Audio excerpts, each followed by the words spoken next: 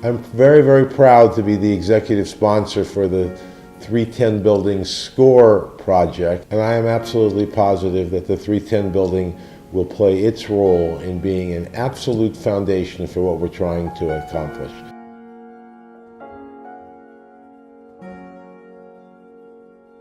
The first step for us in ensuring safe care in the OR environment all the time is to review the schedule as it's presented to us. Before we get started, I want to verify that we have you down for the correct procedure. Dr. Fermelia is your surgeon. We want to make sure by the time the patient arrives here, we have the exact correct procedure. The right patient, the right side, the right site. We're doing the left side today. So the left side is the correct side? Yes. Once the surgeon is present, the surgeon is expected to write yes on the surgical side in an area that is visible after being draped. This yes is checked by the nurse, the pre-op nurse, and the OR nurse. The attestation needs to be done by the physician prior to the patient going into the OR, and if there are any changes made to the consent, then that also needs to be added to the attestation. This all gets done before the patient goes into the OR. The first step in this process is when we bring the patient in the OR is for the circulator to transcribe the patient's signed consent onto the whiteboard. So our current practice is for the surgeon to initiate and conduct the timeout. Now this is really good. However, there are times that people are not totally focused and may not be they're listening, but they're not fully engaged.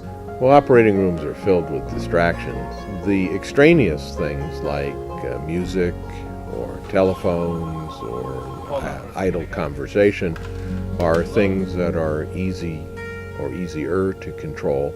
In this new iteration of timeout, each of the participants is going to take an active role. The surgeon, the circulator, the anesthesiologist, and the scrub tech.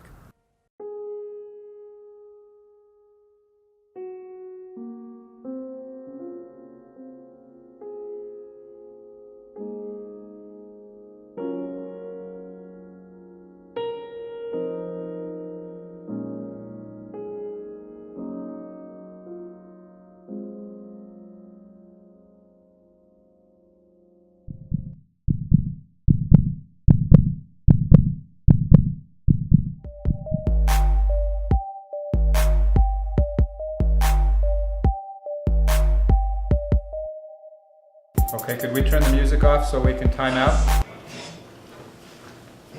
So this is Wendy Jones in a supine position for a repair of a left inguinal hernia. Okay, consent says left inguinal hernia repair. Consent is signed.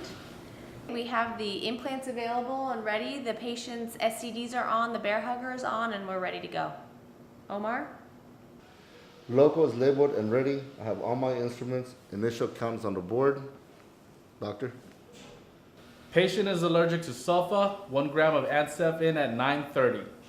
And can everybody see the mark in the appropriate position? I see a yes. The mark. Yes. Is it okay with everyone if we begin? Yes. Agreed.